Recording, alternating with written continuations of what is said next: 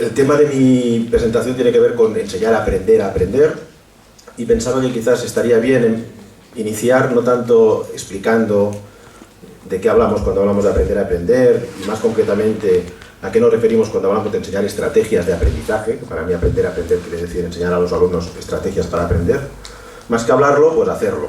Entonces quería invitaros a estas horas después de comer, no sé si es lo más adecuado, pero en todo caso quería invitaros a poner en marcha una estrategia de aprendizaje. Entonces voy a hacer trabajar un poco de inicio, yo os pido disculpas y os pido que colaboréis conmigo en este pequeño ejercicio que os voy a pedir. Entonces, si sois tan amables, un poco de fair play entre colegas, si sois tan amables, pues saquéis una hoja en blanco. Una hoja en blanco, examen, como los alumnos, hoja en blanco.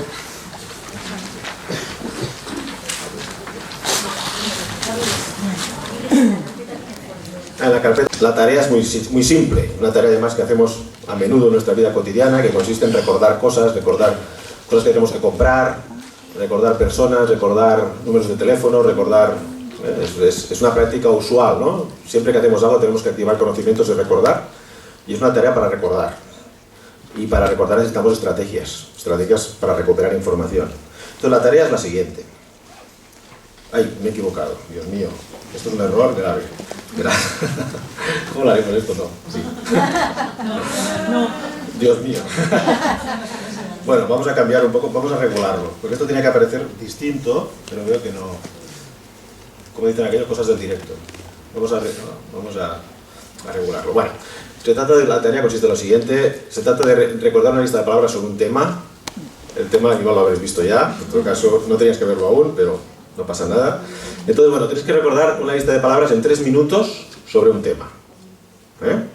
Entonces, lo que vamos a hacer es lo siguiente. Yo os voy a decir cuál es el tema, pero no empecéis a escribir. Entonces, haremos esto. Yo os diré el tema, de qué se trata. Tenéis que escribir una palabra sobre tal cosa, ¿no? Y os voy a pedir que lo primero que hagáis es, en 3 minutos, ¿cuántas palabras pensáis vosotros que sobre ese tema seréis capaces de recordar? Entonces ponéis el número de palabras, ¿no? Ponéis, pues yo sobre ese tema, no sé, las plantas. Seré capaz de recordar tantas en 3 minutos. Y cuando os diga ya, empezáis a escribir. Veréis que es un ejercicio experimental, controlado, control de tiempo. Entonces cuando os diga ya, empezáis a escribir. Repito la consigna.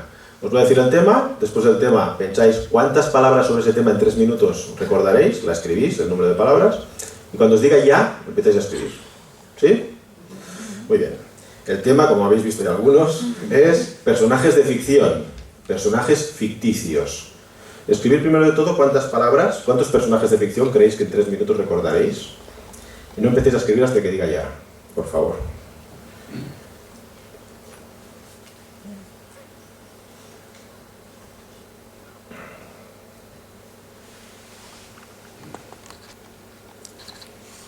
¿Preparados? ¿Listos? Ahora.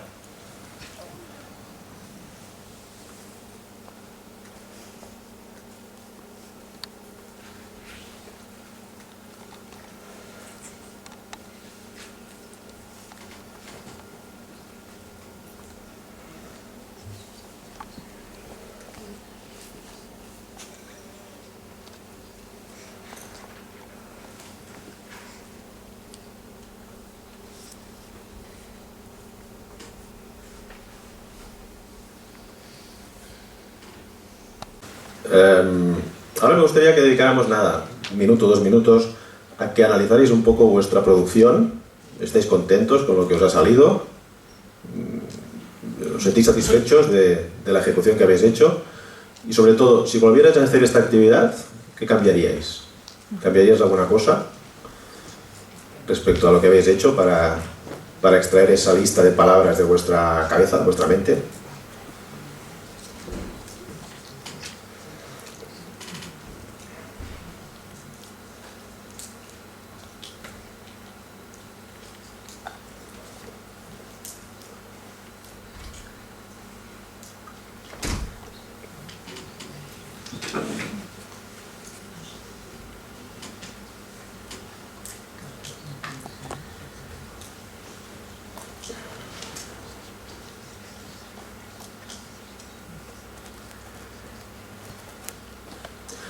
Bueno, no sé si habéis podido ya echar un poco en ello. Como os decía, esto es una actividad muy común, que realizamos muchas veces. Y ahora me gustaría que analizáramos un poco cómo ha ido la actividad y qué ha pasado, ¿no? En general, creo que es interesante distinguir entre dos tipos de actividades educativas típicas, que son el ejercicio y el problema, ¿no? Un ejercicio es aquello que puedes resolver casi sin pensar, de una forma automática, ¿no? Si os digo, calcular mentalmente 7 por 2, esto es un ejercicio, no tenéis ni que pensarlo. Pero si os digo calcular mentalmente 3.587 por 4.223, eso es un problema, porque tenéis que hacer una estimación, tenéis que pensar 4.600 es como 5.000 menos 4, tenéis que empezar a hacer cosas, tenéis que pararos a pensar. Lo que os he propuesto, en parte, es un problema. Para la mayoría de mortales es un problema, no para todo el mundo. Por ejemplo, para un niño pequeño, lógicamente, que está aprendiendo a multiplicar, mentalmente multiplicar 3 por 4 es un problema, no es un ejercicio. Para la mayoría de los que estamos aquí, atarnos los cordones de los zapatos es un ejercicio. Para un niño es un problema. Por lo tanto, esto podría ser un problema o un ejercicio dependiendo de los expertos que seáis en personajes de ficción. Veremos si lo sois o no y de qué manera. Como en toda estrategia, se puede analizar 3 momentos, ¿no? El antes, el durante y el después. En el antes se espera que el estratega planifique. No sé si habéis planificado alguno de vosotros. Cuando he dicho, tenéis que pensar en un tema, y después os he dicho el tema, bueno, puede haber que haya gente que haya planificado y otros que no. Luego en el durante, uno supervisa lo que va pasando, ¿no? Va supervisando su acción y su pensamiento, ¿no? Y ha habido un momento, por ejemplo, que os he dicho, queda un minuto. Y entonces esto igual a algunos les ha bloqueado. He pensado, el de al lado tiene un listón, y no sé dónde lo saca. Yo aún estoy aquí con 3, por ejemplo, ¿no? Entonces, bueno, esto puede bloquear o no, uno lo puede animar, más. Sí, Walt Disney, tal, ¿no? Puede. Y luego hay un apartado final muy importante en la enseñanza de una estrategia, que es la autoevaluación y la evaluación. Es decir, bueno, ¿he cumplido mis objetivos o no? ¿Hasta qué punto cambiaría algo si volviera a empezar? Muy importante, ¿no? Aprender de los errores, aprender del propio proceso, ¿no? El objetivo. Una estrategia siempre está orientada a un objetivo. Yo os he dicho que teníais que hacer, lo tengo aquí, recordar una lista de palabras sobre un tema en 3 minutos. ¿Cuál era el objetivo? Sí, recordar una lista de palabras. Pero el objetivo era recordar muchas palabras. ¿Era este el objetivo? ¿Cuántos de vosotros pensáis que el objetivo era recordar muchas? Que levantar la mano, por favor, muchas. ¿Nadie? Digo, vaya. Generalmente cuando dices lista, palabras y minutos, la gente piensa que hay que hacer mucho, muchas. Pero yo no lo he dicho. En realidad el objetivo podría ser distinto para cada uno de vosotros. Uno puede decir, vaya tontería, y esto lo recogerá. Es un tema, ¿no? Si lo recoge, tendré que poner algo que no sea muy ridículo. Yo recuerdo que cuando hice esta actividad con una profesora, había una profesora de literatura en el grupo que dijo, como me ganen los otros, en personajes de ficción voy a quedar fatal. Entonces pensó, voy a poner personajes que nadie más sepa, extraños. Y hizo eso, su objetivo fue ese. Para su objetivo, la estrategia que puso en juego fue buena. Imaginémonos que para la mayoría de vosotros el objetivo era hacer muchas palabras. Entonces tenemos que evaluar la estrategia en función del objetivo. Si tenéis que hacer muchas palabras, vamos a ver cómo lo habéis hecho, ¿no? Bueno, para muchas palabras, por ejemplo, tendríais que haber hecho esto. Habría un nivel, esto es una rúbrica, ¿no? Nivel 1. Un nivel 1 malo es menos de 25. Aceptable es de 25 y 30, y ya bueno, más de 30. ¿Quién ha hecho más de 30? ¿Alguien? ¿Sí? ¿Tú? Muy bien. Bueno, en la planificación, cuando uno tiene que hacer muchas, puede hacer cosas interesantes, ¿no? De entrada, otra vez que hice este ejercicio, fijaros, en la planificación hay que mirar al menos 2 cosas, ¿no? ¿Qué me están pidiendo? O sea, ¿qué es el contenido que me están pidiendo? ¿Qué significa lo que me piden? Y en segundo lugar, ¿cómo lo voy a hacer? Estas son las 2 preguntas fundamentales, ¿no? ¿Qué me piden y cómo lo voy a hacer? Te repito, y ahora lo analizaremos. Hay personas que han pensado ya cómo lo van a hacer, o antes o durante. Hacerlo antes, en la planificación, cuando yo he dicho, vamos a hacer una lista de palabras, la gente que ha pensado ya, antes de dijera el tema, cómo lo voy a hacer, tiene ventaja. La gente que cuando he dicho personajes de ficción ya ha pensado una manera de hacerlo, tiene ventaja. Pero encima, ¿qué es lo que tengo que hacer, ¿no? ¿Qué significa? hice esta actividad con adolescentes, con un grupo de secundaria, y un chico hizo como 60 y pico palabras. ¿Por qué? Yo me quedé pasmado. ¿Por qué? Porque el chico pensó, dice, a ver, un personaje de ficción tiene que ser famoso. Porque si vas al diccionario pone personajes de ficción, pone personaje inventado. Me dejó muy descolocado porque se inventó el personaje, se inventó él allí. Y yo le digo, ¿tú has hecho 60? Le digo, léeme tus personajes. Me decía, Plink, Cataclink, Plon. Digo, ¿pero esto qué es? Me dice, ¿un personaje de ficción tiene que ser inventado? ¿Ahí tiene que ser famoso? Digo, no, supongo, no lo sé, me parece que no lo sé. Entonces lo miré y efectivamente no. Con lo cual, ya veis que el estratega lo primero que tiene que hacer es definir bien qué me están pidiendo. Otra persona, por ejemplo, lo que le pasó es que se quedó totalmente bloqueada cuando pensó Pancho Villa y no sabía si era de ficción o no. Esto estuvo bastante grave, será de ficción, qué ridículo voy a hacer si no que no lo es, claro, que es real. Entonces, bueno, la pobre lo pasó mal por eso, ¿no? Pues como veis, por lo tanto, una actividad tan simple tiene muchos recovecos y muchas opciones. Bueno, tendrías que haber hecho como 25 o 30 para ir bien. Si estáis por debajo, tenéis que mejorar vuestra estrategia, ¿eh? Vamos a analizar otras cosas que han pasado, ¿no? Veis aquí, hay varios personajes y les han pasado varias cosas, ¿no? Por ejemplo, el primero le ha empezado a subir unos cuantos. Dice, personajes de ficción. Superman, Batman, el de la araña, Spiderman. ¿Cuántos de vosotros tenéis entre los 5 primeros Superman, Batman o Spiderman? Vale. ¿Qué más? ¿Qué más? Dice, ¡buf! 1 minuto. Y la que está al lado no para de escribir. Dice, ostras, pero si sé más. Espero no tener que enseñar la hoja, qué ridículo. Bien, este primer ejercicio es interesante porque sería una estrategia bimodal, le llamamos. Es decir, lo primero que hacemos no es una estrategia. Ella no hace una estrategia, sino que hay unos que como que rebosan y salen rápidos. Es como si estuvieran conectados con la etiqueta personaje de ficción. Es que como cuando yo digo, a ver, un pájaro de color amarillo, canario, ¿no? Pues entonces esto está conectado a un tipo de etiqueta que tenemos. Pero cuando se acaba esto, tenemos que poner en marcha la estrategia. Entonces primero me salen muchos, pero luego llega un momento en que termino y tengo que poner en marcha, pararme a pensar. Claro, eso es un problema. Si hubieras hecho esto antes de empezar en la planificación, te hubieran salido más. Si el objetivo es hacer muchos, repito. Como no lo has hecho así, te has quedado bloqueado y entonces has tenido que buscar opciones. Y aquí habrá pasado de todo. Gente que ya no ha seguido, gente que ha recordado otro filón, ya ha seguido. Espero que nadie haya copiado el compañero. Estas estrategias que se producen, ¿no? Por ejemplo, el de abajo, el de la izquierda, este es un especialista en el tema. Claro, hay expertos también, ¿eh? Hay expertos en personajes de ficción que estos no utilizan estrategias porque les salen todos, ¿eh? Como sin pensar. Claro, este hombre dice, me centraré en los de Marvel, por orden cronológico. Primero fue la Antorcha Humana, luego Namor y el Ángel, el Capitán América. Bueno, este es un especialista en cómics y por lo tanto no utiliza una estrategia en realidad. Cuando el conocimiento es muy alto en algo, la estrategia la utilizará cuando se le acabe, pero tardará más que a los demás, claro. La que realmente lo ha hecho, bueno, aquí hay otras 2 estrategias posibles, ¿no? La de abajo, que es una persona, por ejemplo, que piensa en los dibujos de cuando era pequeña y en los de sus hijos. Probablemente alguna de vosotros ha pensado, ¿qué están viendo mis hijos o qué ven? O cuando yo era pequeño, ¿no? Entonces piensa, cuando yo era pequeña, pues, esta es de mi época, pues, estaba el oso Yogi, entonces, esto es viejo, ¿eh? Bubú, luego Heidi, dice, y el otro, el que buscaba a la mamá, Marco. ¿Qué más? ¿Qué más? A esos que vienen mis hijos, Bola de Dragón, el Son Goku, en fin. Esta es una estrategia, como veis, que está bien, pero es primero un tema, luego otro tema, luego otro tema.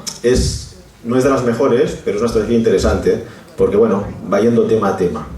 Finalmente, el que lo hace mejor en realidad es esta primera. Es decir, lo que hace, como veis, es un esquema previo.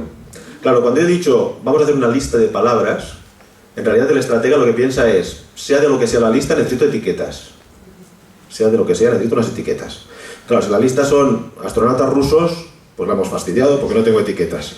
Pero si la lista es plantas, igual sí tengo etiquetas, o si es otra cosa, películas. Entonces, lo que hace ella cuando se le dice personajes de ficción, piensa en 3 etiquetas, rápidamente. Piensa Walt Disney, Simpson y dibujos. Pero entonces, claro, una cosa le va llevando a la otra. Porque cuando piensan en Mickey Mouse, piensan que los Simpsons tienen el rasca y pica, que son eso, el gato y el ratón. Luego piensan en Pixie Dixie. Luego piensan en Speedy González. Luego piensan en la mujer del Mickey, que es la Minnie. Y entonces le van saliendo porque va haciendo enlaces en una categoría y en otra. Y eso le facilita el recuerdo, las asociaciones, ¿no? Esta, por lo tanto, si el objetivo fuera hacer muchos, sería más estratégica.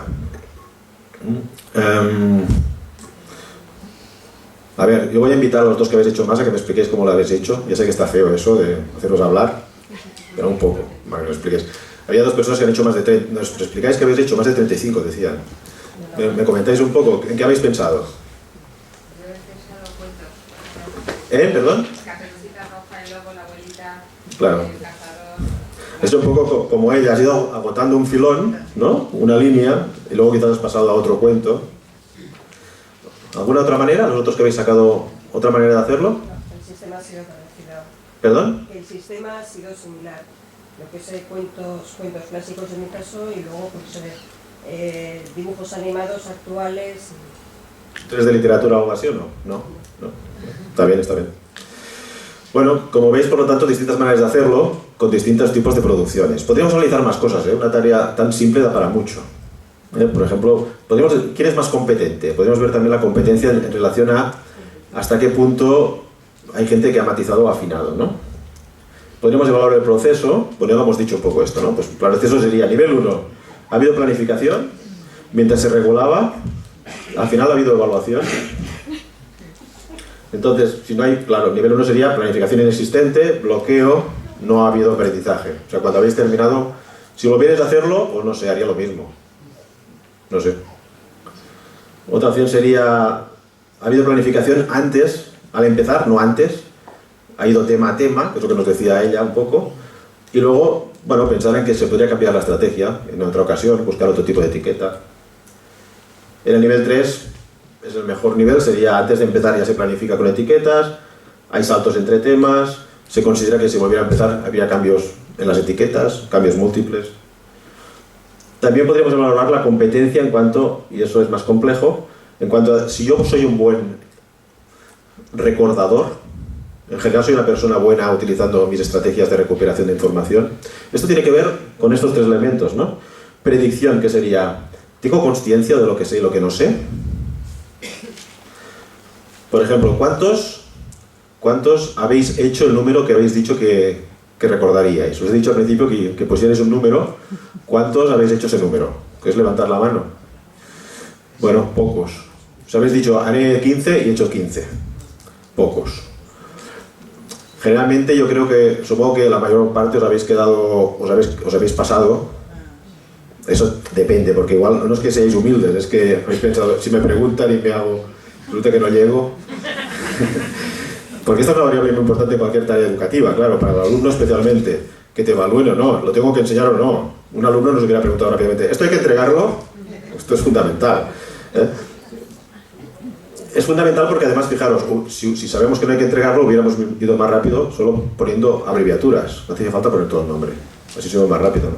Bueno, las personas que la diferencia es superior a 5 por debajo y por encima no han demostrado mucha conciencia.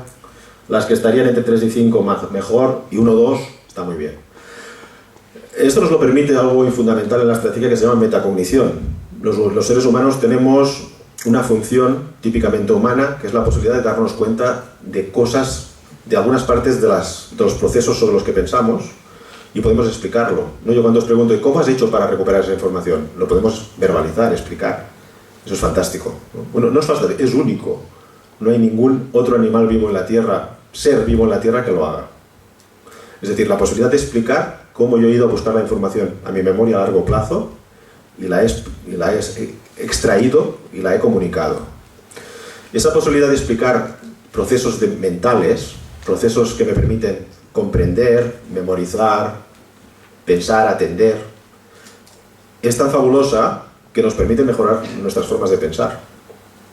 Y de eso trata un poco la sesión. En realidad, si decimos, ¿cómo podemos enseñar a los alumnos a ser más estratégicos o a tener estrategias de aprendizaje o aprender a aprender? Lo que estamos diciendo es, en realidad, cómo estamos consiguiendo que los alumnos sean más conscientes de cómo piensan y mejoren las formas en que piensan. Enseñar a aprender es pensar en voz alta en clase. Entonces, lo que vamos a explicar luego, métodos para enseñar a aprender, quiere decir métodos que se basan en que en clase explicamos en voz alta cómo pensamos. Entonces explicamos nuestros procesos. Yo he hecho esto, yo he pensado esto, yo he tomado esta decisión. Esa posibilidad de verbalizar parte de nuestros pensamientos, es, ya os digo, educativamente muy potente, porque nos permite mejorar las formas en que pensamos. En realidad, hay ejemplos muy claros de que a los niños pequeños casi nunca les explicamos cómo pensamos. Y eso es un grave déficit, porque los niños no aprenden a pensar dado que nadie les explica cómo piensan. Un ejemplo típico es aquel en el que los niños, por ejemplo, los niños en general, hasta los 7 años no descubren que si repiten muchas veces una cosa se les queda. Algo tan simple como eso nadie se lo enseña. Casi nadie le dice al niño, ¿sabes qué? Si repites varias veces una cosa se te queda.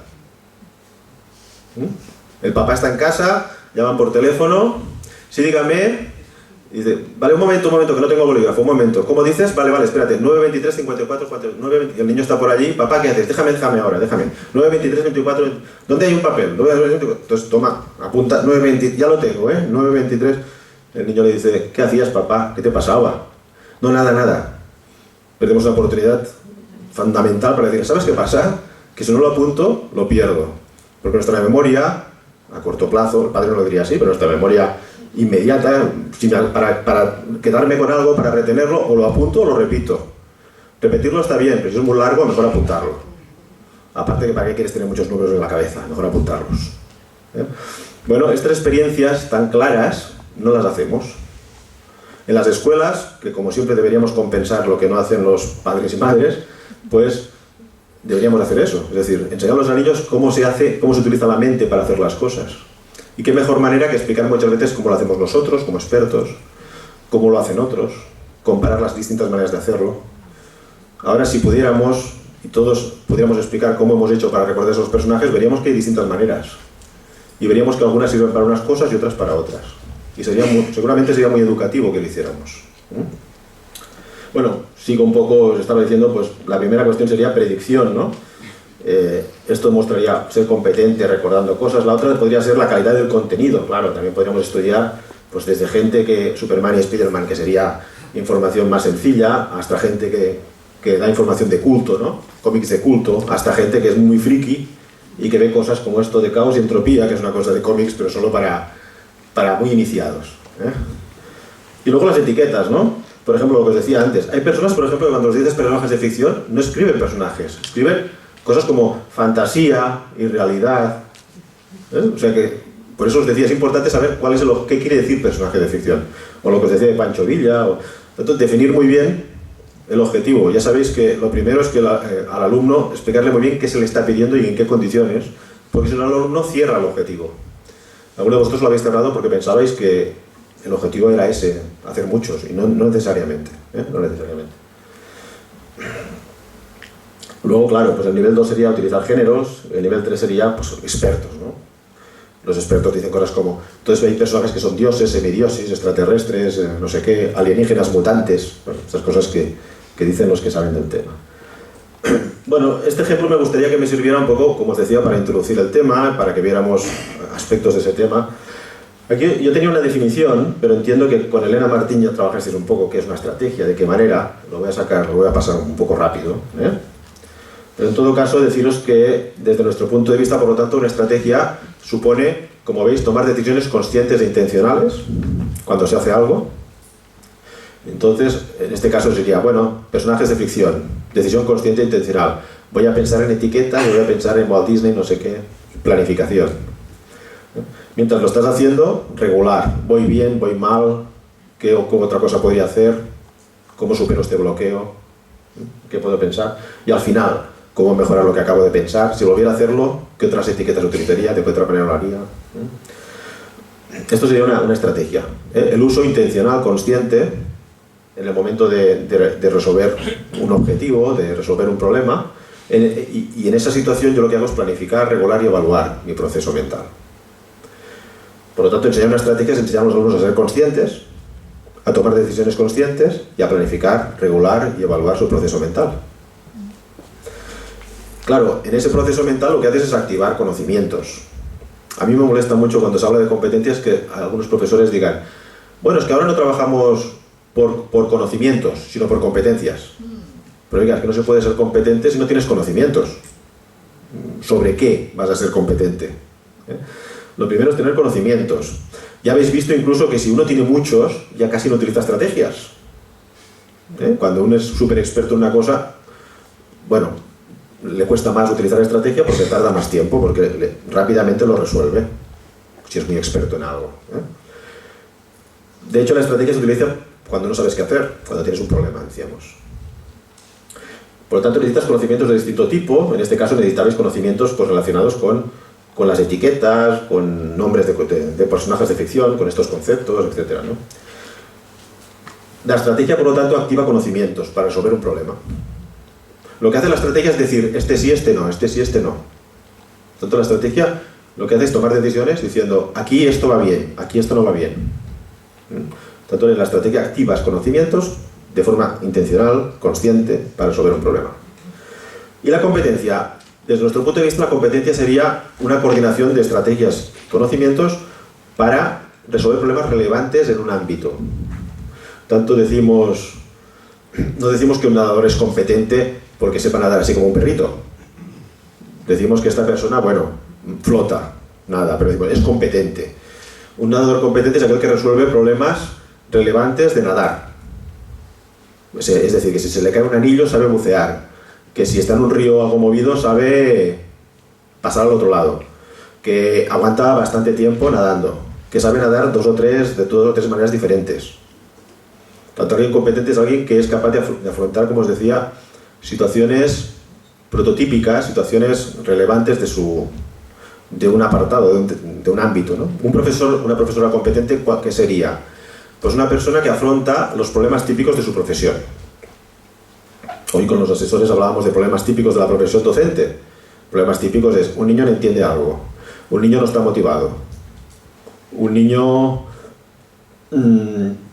por ejemplo, pues no le interesa lo que haces, no encuentra sentido a eso.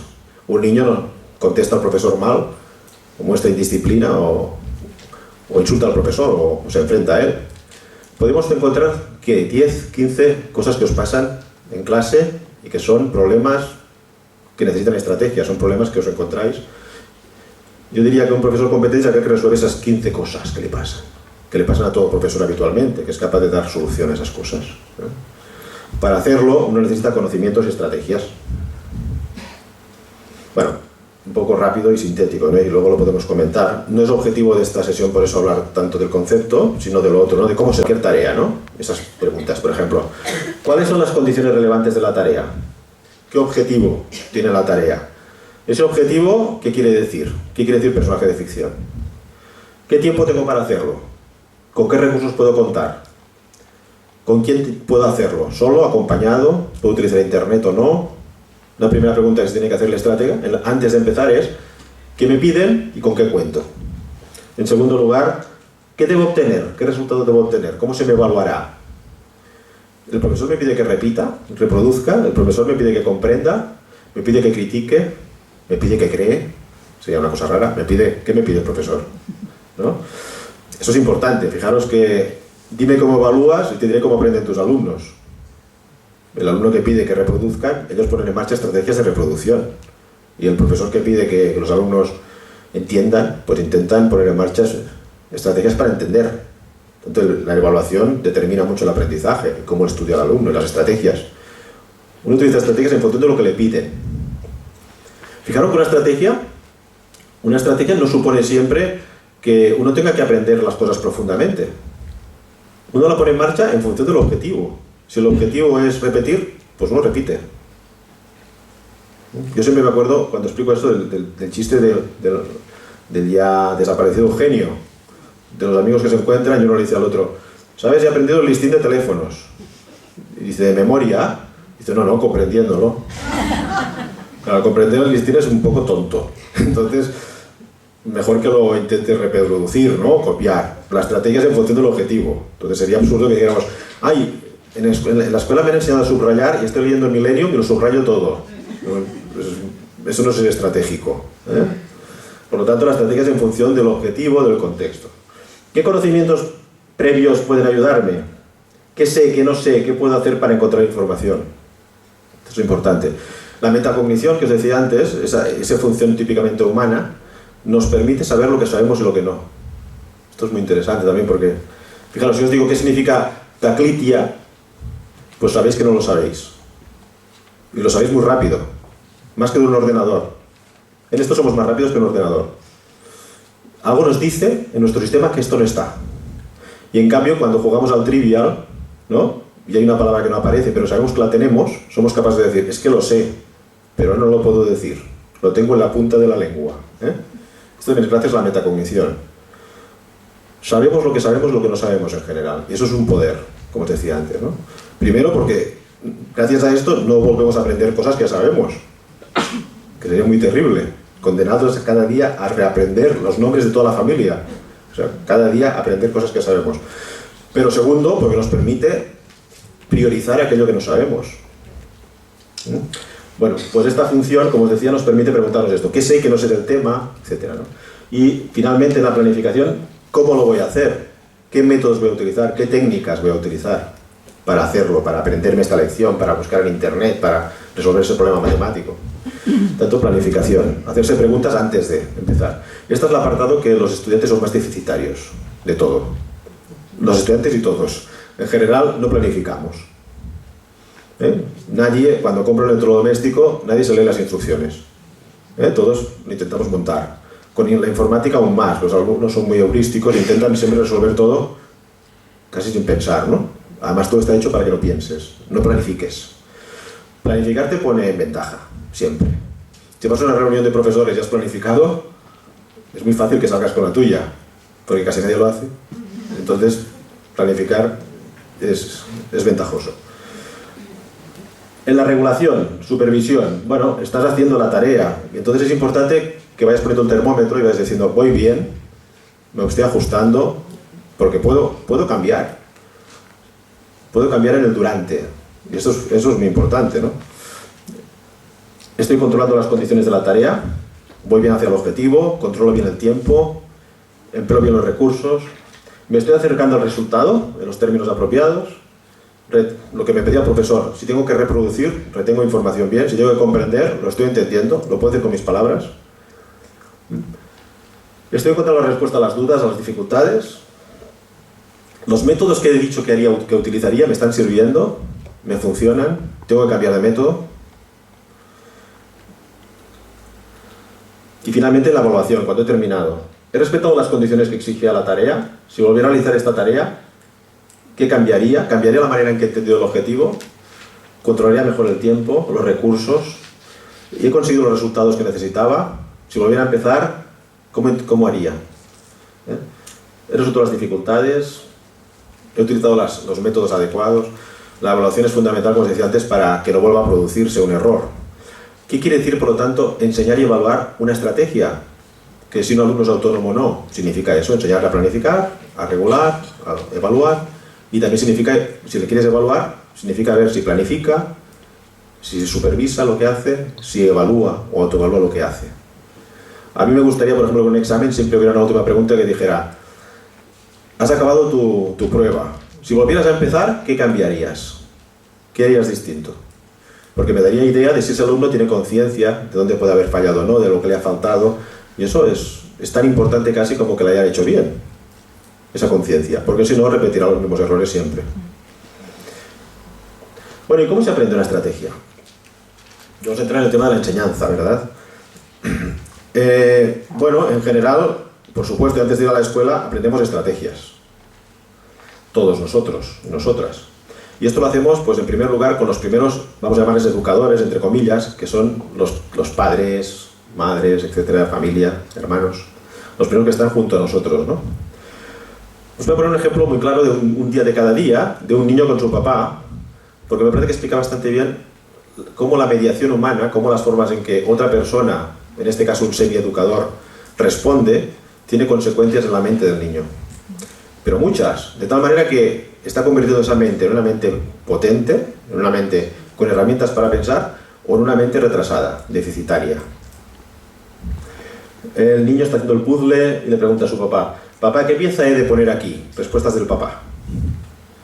No me molestes, ¿no ves que estoy viendo el periódico? Pues respuesta. Esta respuesta, desde luego, no enseña nada, pero además tiene consecuencias negativas, porque el niño puede pensar, a esto, si a mi papá no le interesa, es que esto es una tontería, me largo a hacer otra cosa. O puede pensar, ah, bueno, pues lo haré yo. Entonces coge una pieza, la dobla y la mete ahí, como la engancha. O a lo mejor no, a lo mejor sale con la suya. Pero en todo caso, fijaros, dejamos al niño solo ante el peligro. Sin herramientas, sin red, no hay herramientas. Los niños que no tienen nunca herramientas para pensar, se las tienen que inventar. Entonces pueden tener más o menos suerte, inventarse algunas buenas, pueden hacer cosas raras. Y ahora hablemos de niños que tienen un padre o una madre alcohólico que no le contesta, o a veces le pega, o a veces le dice que se vaya, le insulta, o un padre o una madre de una secta que le dice, el Señor te lo dirá. Por ejemplo, ¿no? Estoy exagerando. Pero es decir, ya no hablemos de mediaciones pervertidas o patológicas. Estamos hablando de interacciones normales. Hay niños que no tienen interacciones, por lo tanto no tienen otras personas que les den herramientas para pensar. Pensar quiere decir hablarse a uno mismo. Y uno se habla a uno mismo con las palabras y las ideas que otros le prestan. Los primeros que nos prestan palabras e ideas son los padres. Antes en la comida hablábamos de que cuando nos hacemos mayores nos damos cuenta de que muchas veces hacemos cosas como los padres, y decimos cosas como los padres, ¿no? Gestos, cosas. Y esto lo hago como mi madre, como mi padre. Es normal. Tu padre y tu madre es el primer pepito grillo que entró en tu mente y te acompaña siempre ahí y te dice cosas. Y nos hablamos con las palabras de los otros, luego de nuestros profesores. Los buenos profesores están en la mente de sus alumnos y les acompañan. Y les dicen, oye, recuerda que cuando estudies esto tienes que hacerte un esquema. Ese es el poder de la educación, que va más allá. Cuando salen de la escuela, del instituto y tal, siguen con algunos profesores en su mente. Son voces que le acompañan. Me parece muy potente esa idea, ¿no? Y eso es lo que les ayuda a ser mejores o peores aprendices. Eso es en realidad ser autónomo. No quiere decir estudiar solo, quiere decir acompañar y estar acompañado con la mente, con las voces de aquellos que te educaron. Por desgracia hay personas que tienen voces ninguna, o muy bajas, o de muy baja calidad. Si seguimos en el ejemplo, bueno, otra opción sería que el padre dice, mira, esta, se la pone él. De nuevo, no hay aprendizaje, no le ha explicado el padre, no ha explicado cómo ha pensado para hacerlo. Pues es lo que os decía antes, ¿no? Los adultos no explicamos a los niños qué pensamos nosotros para hacer las cosas, y ahí se pierde la oportunidad. Si el padre le hubiera explicado al niño cómo lo hace, hubiera sido interesante hacer de modelo, pero no lo hace, lo resuelve. Aquí pueden de nuevo pasar varias cosas, ¿no? Que el niño piense, eso crea dependencia, ¿no? Bueno, las cosas que no sé las resuelven los adultos. Los papás resuelven las cosas que uno no sabe. De hecho, los adultos siempre decimos cosas como, cuando seas mayor ya lo entenderás, ya lo sabrás. La segunda es que los niños empiezan a adquirir una visión mágica de que uno un día se despierta por la mañana y sabe las cosas, porque se hace adulto, ¿no? Y sabe escribir, sabe, ¿eh? Entonces, también, como veis, no es una buena mediación. La siguiente es la más típica, ¿no? ¿Por qué no vas probando? Tampoco es que sea muy rica, ni muy brillante, pero es una técnica. Aquí le enseño una técnica de resolución. Ir probando, que es el ensayo-error, es una técnica que a veces puedes utilizar como estrategia, porque puedes decir, aquí lo que mejor va es ir probando. Pasa que ir probando es una técnica que tiene problemas, porque es muy vaga, muy general. Si el puzzle tiene 2000 piezas, ir probando, un poco fastidioso. Yo siempre digo, si además la que va allí resulta que tiene una rebaba y no está bien hecha la pieza, pues ya es irresoluble el problema. Por tanto, ir probando está bien, pero es un poco pedestre, vamos, es un poco basta ese tipo de resolución. Las otras dos son más interesantes. Bueno, una podría ser que el padre le dijera, hombre, fíjate bien, esa pieza que falta aquí, ¿qué color tiene? Ah, pues como esto es el cielo y esto es no sé qué, pues azul un trozo y... O esta pieza que falta aquí, ¿cuántos agujeritos tiene? ¿Qué forma tiene? O esta pieza que va aquí, ¿qué es? ¿Qué significa? Ah, pues es el ojo del animal o es... ¿Qué tenemos que buscar? Aquí le está dando ya una estrategia, el padre. Está diciendo, ¿cuándo y por qué debemos fijarnos en la forma? ¿Cuándo y por qué debemos fijarnos en el color? ¿Cuándo y por qué en el significado? Este padre está dando a su hijo una herramienta para pensar más potente. Finalmente, imaginaos una situación en la que el padre hiciera algo así. Le dijera, fíjate en mi cara. Y se tapara la boca y hiciera así. Entonces, imaginaos que el padre pues lo que hace es tener los ojos así como cerrados, ¿no? Y le dice al niño, ¿cómo tengo la boca? Y dice el niño, pues enfadada, cerrada, rabiosa. ¿Cómo lo sabes? Porque tu cara, estás enfadado, porque tu cara está... tienes el ceño fruncido, estás enfadado. Ah, muy bien, a ver, entonces tira un poco de agua, ¿no? En la mesa y dice, ¿qué ha pasado aquí? Dice, pues algo, bueno, pues que ha caído agua, a alguien se le ha... ¿Cómo lo sabes? Bueno, porque veo el agua, veo... Entonces coge un cuadro, saca una parte de la imagen, hay humo, le dice, ¿por qué hay humo? Porque ha habido fuego. Entonces destapa con su mano la parte que falta y tiene razón, se está quemando algo. ¿Cómo podemos, cuando falta una parte de un todo, cómo podemos saber cómo es esa parte que falta? Y el niño dice, bueno, si nos fijamos en las cosas de alrededor, podemos saber cómo es la parte que falta. Ese niño acaba de elaborar una teoría de resolución de problemas figura a fondo. Ese niño tiene una teoría muy potente sobre cómo saber qué características tiene una cosa que falta en un todo. Ese padre le enseña una competencia al niño. ¿Por qué es una competencia? Porque permite resolver problemas relevantes de figura a fondo, más generales. Por supuesto no hay padres así. O sea, no hay padres que hagan esto. Muy raro. Y por supuesto esto es lo que tenemos que hacer los educadores, que somos profesionales de la enseñanza, ¿verdad? La idea es que deberíamos trabajar a este nivel. A un nivel en el que los niños puedan elaborar teorías que digan ¿cuándo y cómo utilizar un mapa de conceptos? El profesor me pide eso. ¿Aquí está bien un mapa de conceptos o no? O mejor que haga un esquema, un cuadro sinóptico, un diagrama de flujo. Esto sería lo máximo. Para que eso se produzca, tenemos que haberle enseñado a los niños las técnicas, que es un mapa, que es cómo se hacen, pero también tenemos que enseñarles cuándo y por qué utilizarlos. Vamos a entrar un poquito más entonces en esa cuestión, en la cuestión de cómo enseñar. Y ya poniéndonos un poco más teóricos, diríamos que en general enseñar una estrategia, por lo tanto, quiere decir ceder las decisiones que uno toma para hacer algo. Si hemos dicho que una estrategia es un conjunto de decisiones consciente e intencional, lo que tenemos que hacer es que los niños y niñas vayan apropiándose de esas decisiones. Es decir, vayan aprendiendo qué tengo que pensar antes, durante y después cuando hago esta tarea. Esa cesión del control que decimos, esa cesión de las decisiones, implica que el profesor primero va a mostrar un poco la estrategia. La estrategia, como decíamos, es invisible, no se ve, son decisiones mentales. Tenemos que poner en marcha métodos que permitan presentar la estrategia, mostrarla, hacerla explícita, como hemos hecho hace un momento. Hemos hecho explícita la estrategia para recordar personajes de ficción. Hay que hacerlo explícito, sacarlo a la luz. En un segundo momento tenemos que practicar con eso. Ahora estaría bien que volviéramos a practicar nuestras estrategias buscando información de otro tema. No sé, jugadores de fútbol, deportistas de no sé qué, lo que nos interesara buscar.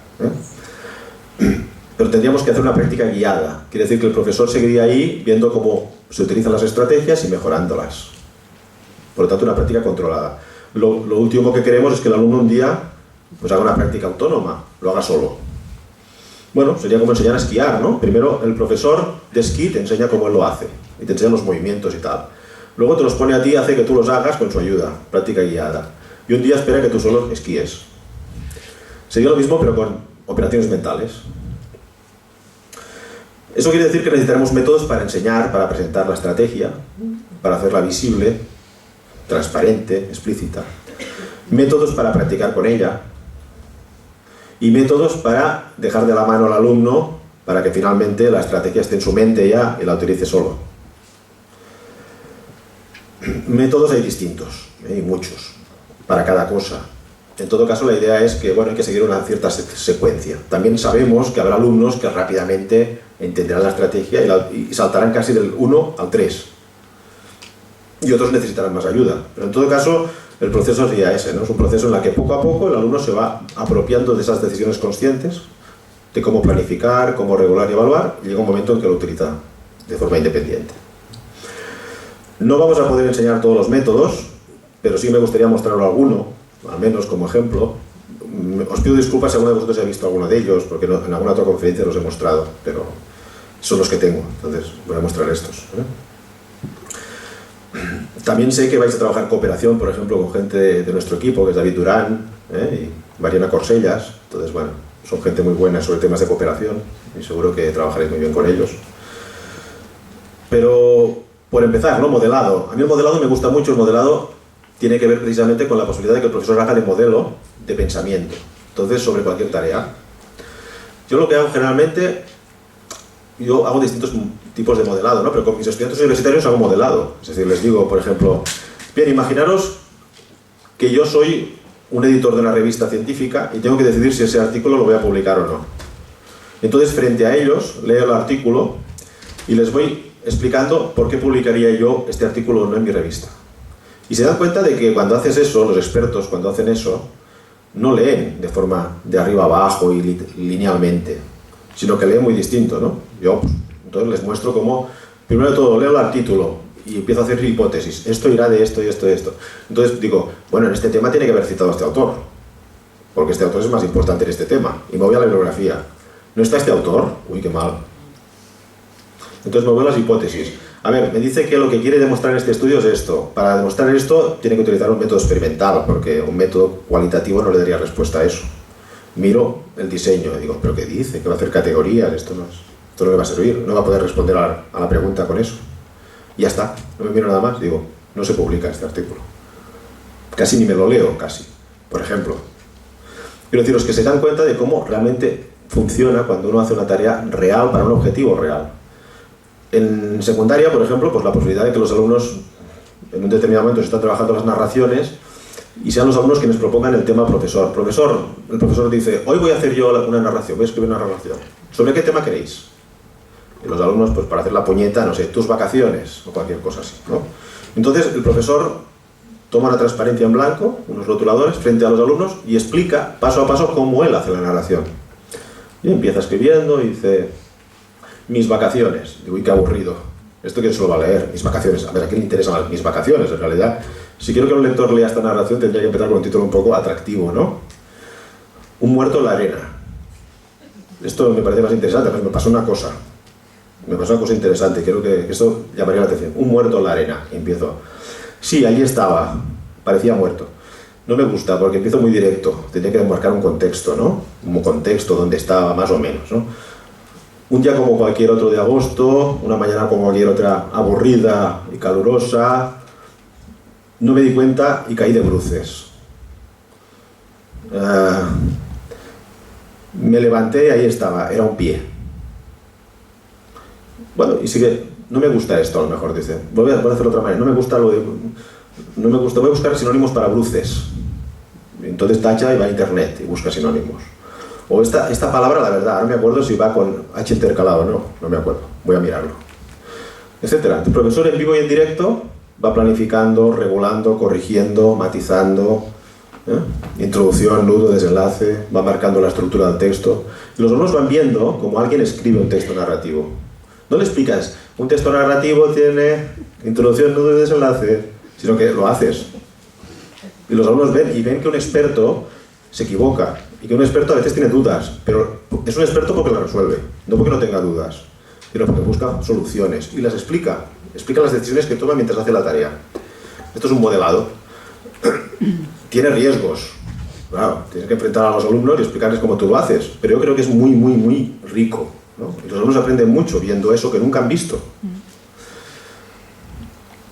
Y lo puedes hacer también resolviendo un problema matemático, lo puedes hacer haciendo, pues, no sé, una topografía, lo puedes hacer haciendo muchas cosas que implican tomar decisiones conscientes e intencionales para llegar a un objetivo. Cualquiera en nuestra área tenemos determinados problemas que podemos explicarlos de esta forma. Esto sería la presentación. También los casos de pensamiento. Aquí tenían los ejemplos vinculados a casos de pensamiento. Los casos de pensamiento es lo mismo, pero quien muestra la estrategia son unos personajes. Esto puede ser útil, por ejemplo, con niños más pequeños. Porque los niños más pequeños difícilmente te explican lo que piensan y es muy poco fiable lo que te explican de lo que piensan antes de los 12 años. Solamente te dicen, me ha gustado, profesora, es divertido, pero es difícil que te expliquen lo que han pensado. Y, por ejemplo, con un material como este puede ser útil, ¿no? Porque aquí le dice la profesora a los niños, mirad, hay dos niños como vosotros, que son David y Alba, y tienen que hacer la lista de los Reyes Magos. Pero para acordarse de sus juguetes, pues David va repitiendo las palabras todo el rato. Coche, oso, patines, pelota, pata, coche. En cambio, Alba se ha montado una historia. Ha montado una narración, una historia, donde aparecen estos objetos. Piensa que va con sus papás al parque, piensa que va en el coche de sus papás, por lo tanto, que lleva al osito en sus brazos, que va a patinar, y se va acordando de todas las palabras en la historia.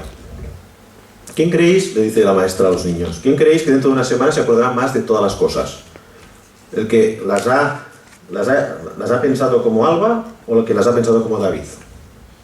Y los niños que dirán, pues como David porque piensa menos cosas. Bueno, como Alba porque cuando se acuerde de la historia, se irá acordando de toda la historia. Y bueno, la maestra les puede decir, vamos a hacerlo nosotros. Cogemos los objetos en la clase, vosotros lo hacéis como Alba, vosotros como David. Y la semana próxima les pregunta, a ver, ¿alguien se acuerda de aquellos objetos que recordamos?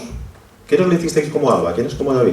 Si la psicología tiene razón, la investigación en psicología tiene razón, los que lo han hecho como Alba se acordarán mejor. Porque le han dado significado a unas palabras que no tienen sentido por sí mismas, solas. Bueno, esto es una manera de trabajar una estrategia, en este caso de nuevo, de retención y recuperación con niños pequeños, ¿no? A través de estos personajes. Para niños más grandes también hay casos de pensamiento, Este, por ejemplo, es uno que yo utilizo también muchas veces, que sería en secundaria. En este caso sería sobre escritura de textos, un texto argumentativo, ¿no? Sería trabajar textos argumentativos en secundaria, que es un género textual complicado, el argumentativo, de los más complicados, ¿no? La profesora les dice, mirad, os voy a poner un ejemplo de unos chicos como vosotros que están escribiendo, quiero que veáis este ejemplo y me digáis quién lo hace bien y por qué. Entonces les pone el ejemplo, y esto sería un caso de pensamiento. Le dice, una maestra como yo les dice a los chicos, mira, resulta que una empresa de informática va a realizar un congreso dentro de pocos días en nuestra zona. Y necesita algunos estudiantes para atender a los participantes que vienen de distintos países a este congreso. Podéis trabajar, por lo tanto, de azafatos, de azafatas del congreso. Tenéis que escribir un texto argumentando por qué os consideráis un buen candidato, una buena candidata para ayudar en este congreso. Entonces los personajes piensan cosas distintas, ¿no? La primera piensa, esto sería en el apartado de antes, planificación. Un congreso de informática. ¿Y qué sé yo de informática? Bueno, escribiré lo que sé. La otra piensa, hola, me llamo Ana. No piensa nada, empieza a escribir. Hola, me llamo Ana y me gustaría mucho ayudarles en su congreso. Uf, esto queda demasiado informal.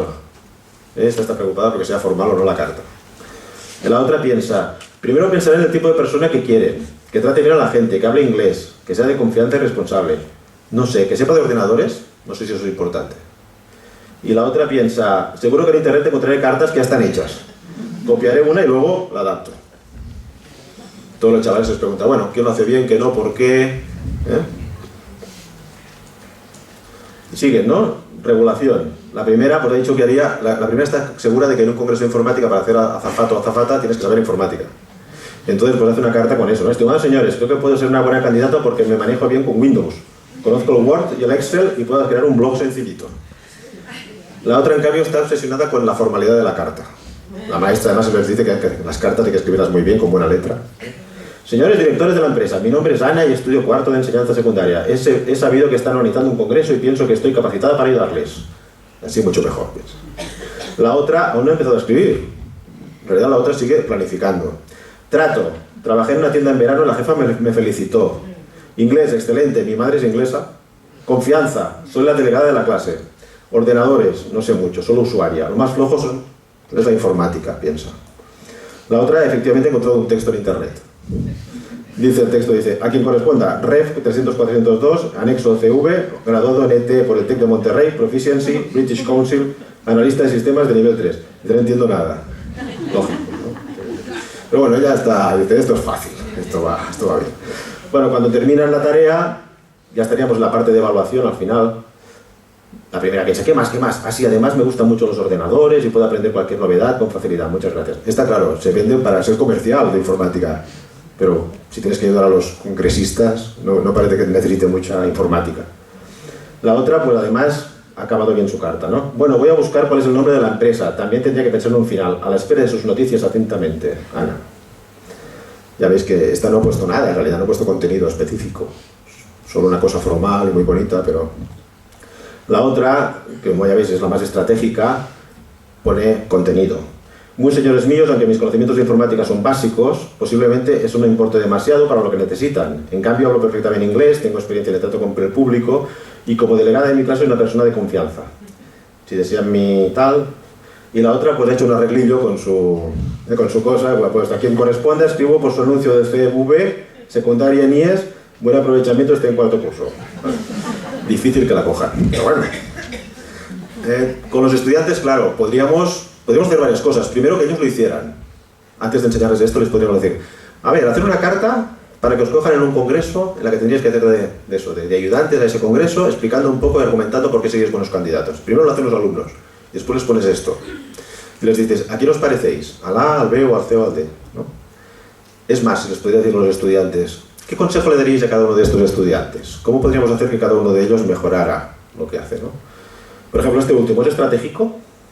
Claro, este último es estratégico, porque es una decisión consciente e intencional para un objetivo. El problema es que, primero, la estrategia no es aprender, ni hacer una carta. Es hacer una carta, pero no aprender. Y segundo, claro, lo hace mal, porque el tipo de decisiones que toma son incorrectas. El primero, por ejemplo, está bien. La carta está bien y tal. Lo que pasa es que se equivoca en cuanto a definir el objetivo. ¿Qué necesidades tiene en realidad en un congreso? La segunda no es estratégica. La segunda es una técnica. Es como un secretario o una secretaria que siempre hace el mismo tipo de carta. Carta modelo, carta tipo, pero no la ajusta al problema. La segunda se molestará porque le dirá a la profesora, oye, que yo lo he hecho muy bonito, simplemente es que escriba bien y que escriba las cosas. Y tenemos que explicar que, claro, no es suficiente, que hay que poner contenido.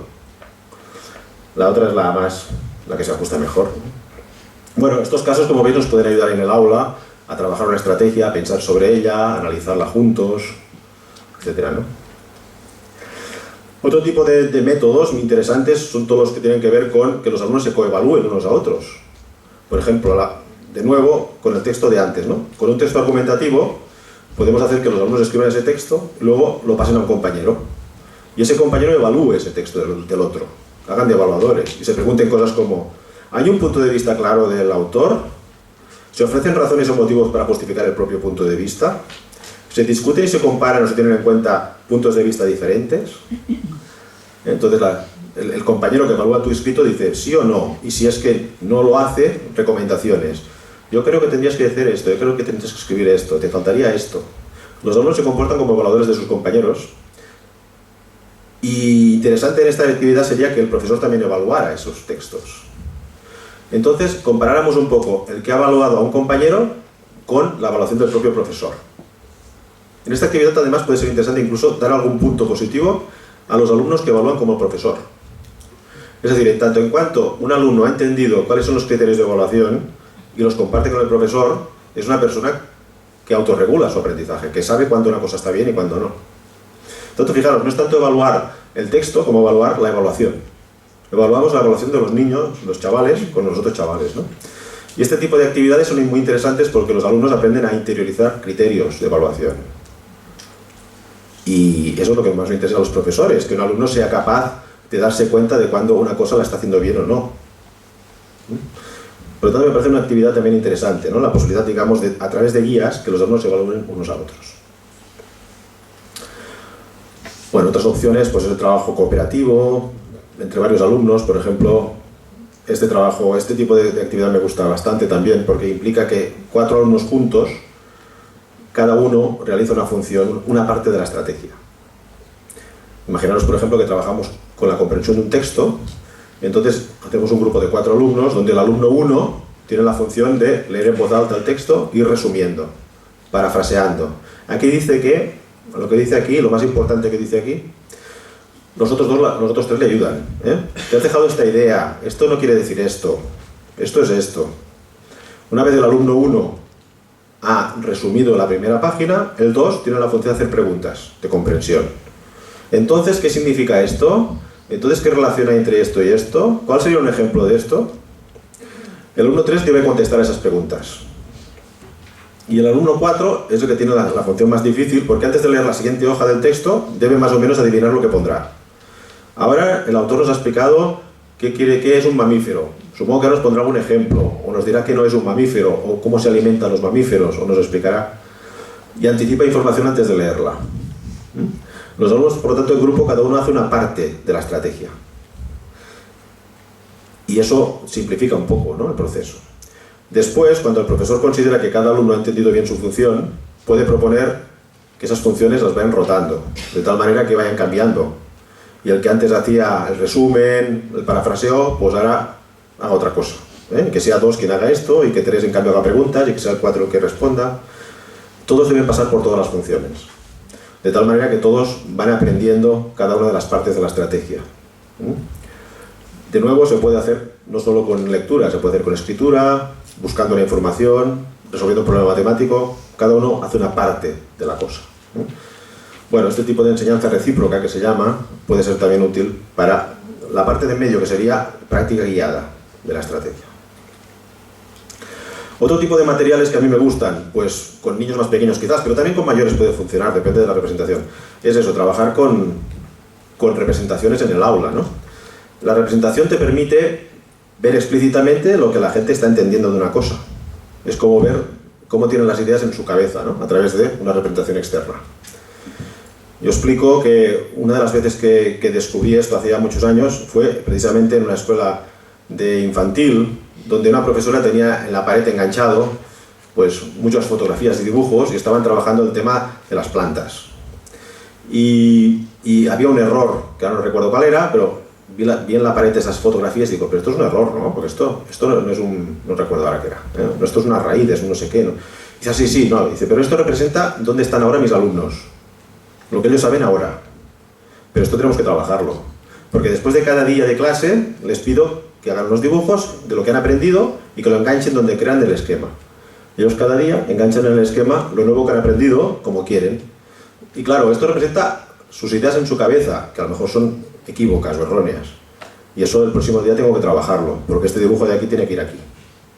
Y entonces era una representación muy explícita de cómo los niños construían su aprendizaje, su conocimiento. Pero esto lo puede hacer con muchas formas de representación. Esta sería representación de conceptos, pero puede hacer representación, por ejemplo, en una línea de tiempo, ¿no? De distintas cosas. Esto sería la evolución de los juguetes. Y esto lo puede hacer en muchas materias, ¿no? La evolución de cualquier cosa, en biología, en historia, por supuesto. Líneas de tiempo, líneas cronológicas de distintos tipos. Y el alumno va introduciendo nuevos elementos ahí, ¿no? O puedo hacerlo, pues, representación de procedimientos, ¿no? En tecnología es típico, pero también se puede hacer en otros lugares, ¿no? Cualquier procedimiento que se pueda representar a través de sí, entonces, ¿no? Si pasa esto, entonces haz esto. Me parece que son instrumentos realmente sencillos de utilizar. En los ordenadores están muy facilitados en su uso. Y rápidamente el alumno puede ir introduciendo eso y, como os decía, viendo el progreso que tiene en la construcción de determinado conocimiento. Quizás para ir terminando ya y dejar oportunidad de hablar un poco, os quería enseñar una web que estamos creando con mis estudiantes, ¿no?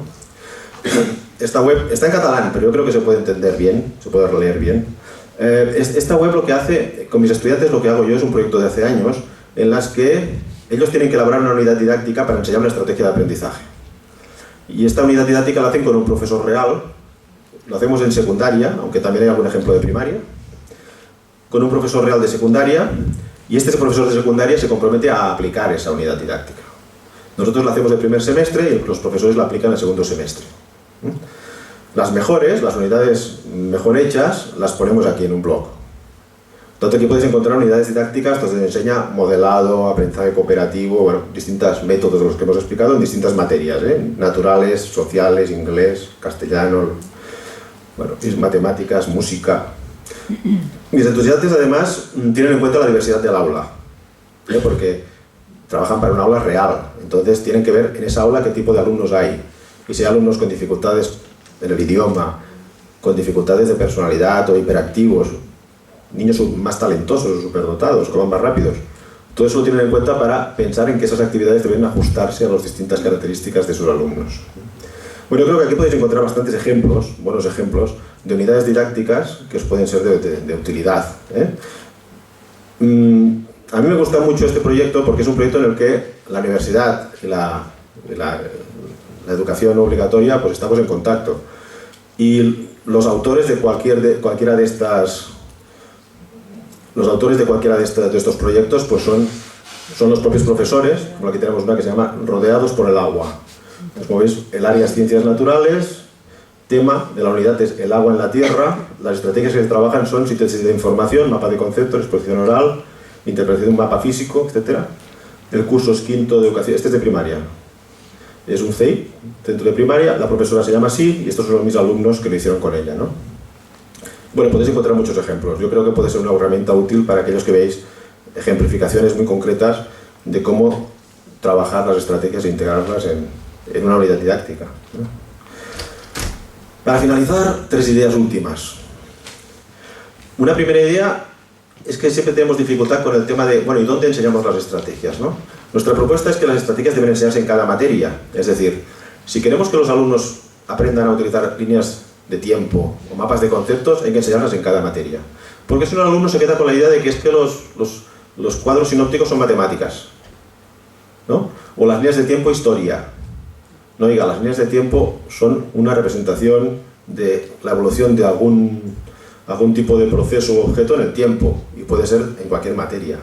Por lo tanto, lo ideal sería que se enseñara esa misma técnica en cada una de las materias. Eso quiere decir que los profesores de un determinado tipo de etapa, estaría bien que se pusieran de acuerdo y decir, bueno, pues vamos a trabajar sobre todo toma de apuntes, mapas de conceptos, línea de tiempo y diagramas de flujo en todas las materias. Luego es necesario que alguien desenganche eso, ¿eh? En tutorías, lo ideal sería que en tutorías existiera un tutor o una tutora que les dijera, muy bien, habéis estado haciendo mapas de conceptos en química y en historia. ¿En qué se parecen y en qué se diferencian? Bueno, se parecen en que los dos son representaciones de conceptos de lo general a lo concreto, pero es que en historia la relación entre los conceptos tiene que ver con la cronología o con las dinastías. En cambio, en química tiene que ver con la complejidad atómica. Se parecen en algunas cosas, pero son distintas en otras. Y el tutor les dice, ¿y serías capaces de hacer un mapa de conceptos de los principales periódicos en España y sus ideologías? Vamos a hacer un otro tema. ¿Y de futbolistas del Real Sociedad y del Atleti? ¿Y de vuestros amigos y enemigos? Entonces se trata de que el alumno vaya primero engancharlo a cada materia, luego desengancharlo y aplicarlo a cosas de la vida cotidiana. De esa manera es como se aprende realmente una estrategia, ¿verdad? La segunda idea, hay 3, la segunda tiene que ver con, bueno, lo que os acabo de decir. Para garantizar su transferencia es deseable que se recontextualice. Por lo tanto, que se aplique a otras materias, que se aplique a cosas de la vida cotidiana. Es ese doble proceso que os decía de primero enganchado a algo. Los humanos siempre aprendemos las cosas enganchadas a algo. Es mentira que se puede trabajar la memoria sin contenido. Es mentira. Si tú a un niño dices, estoy trabajando la atención, y para trabajar la atención del niño, antes que le ponga gomés en una redonda sin salirse, estás trabajando una parte pequeñita de la atención, no la atención. Nada te garantiza que este niño tenga atención a otras cosas. Los niños tienen atención a los videojuegos y muchas veces poca en la escuela y al profesor. La atención es contextual. Y uno atiende en parte porque le interesa algo, porque le gusta, porque le refuerza o porque lo entiende. Quiero decir que cualquier proceso mental no está ahí suelto y espera que pase un contenido y se agarra. Nuestra mente más bien es como una especie de, ¿cómo se llama esto? Ese plástico para guardar alimentos, ¿cómo se llama eso? Bueno, sabéis, el film ese, ¿no? Como un film de plástico en la que en cada contenido se ajusta. Por eso, las personas de cada materia tenemos un pensamiento distinto. Los informáticos hablan el informatiqués, y los geólogos el geologiqués, y los pedagogos el pedagogiqués. Cada uno tiene su manera de hablar, de entender y de interpretar la realidad, y de utilizar su memoria. Hay gente que es muy buena en números, es lógico, le gusta, le interesa, se ha pasado la vida trabajando en ello, y cuando es números, le es fácil. Pero cuando es otra cosa, no. Historia no entiende nada, no le interesa, ni le importa, ni no lo aprende, ni lo entiende. Nos especializamos. Y eso siempre ocurre, porque ya os digo, no se puede separar el cómo aprendes algo del qué aprendes. Lo del film que os decía, ¿no? El film se ajusta al pescado. Si tú tienes muchos pescados, tu mente se ha pescadizado. Entonces, lo que quiero decir es que para desenganchar eso, es necesario que ese film lo vayas poniendo en carne, pescado, no sé qué. Y eso es lo que se puede hacer en tutorías. Finalmente, y para terminar, deciros que además, ya lo he dicho antes, es fundamental evaluar. No basta con enseñar a planificar, a autorregular, a que el alumno autoevalúe lo que ha hecho para mejorarlo, sino que hay que evaluarlo explícitamente. Lo que en la escuela no se evalúa, difícilmente se aprende. La escuela prioriza los contenidos que son los que evalúa en las pruebas. Si queréis que aprendan a ser estratégicos, autónomos, tenéis que evaluarlo explícitamente. ¿Cómo hacerlo? Bueno, como hemos dicho, los personajes. Ver ante una tarea si el alumno la ha planificado, si mientras la ha hecho ha cambiado cosas, y qué cosas ha cambiado y por qué, y cuando ha terminado si es consciente de lo que ha fallado y qué haría distinto si volviera a empezar. Eso es evaluar una estrategia. Y es importante que desde el principio lo sepan, para que sepan que eso se va a valorar y que el profesor quiere que piensen antes de hacer una cosa, que mientras la hacen también la piensen y que al final la repiensen. Y bueno, pues hasta aquí mi presentación. Muchas gracias por vuestra atención. Gracias.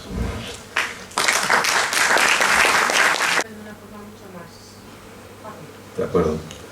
Bueno, me voy a permitir volver a la página esa que estábamos y ver algún ejemplo que esté así, que se pueda ver. Vamos a ver dónde está esto.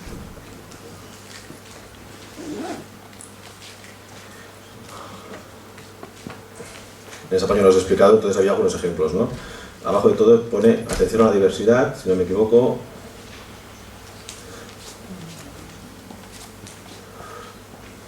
Perdona, lo tengo que buscar un poco. ¿Lo veis? Yo no lo veo.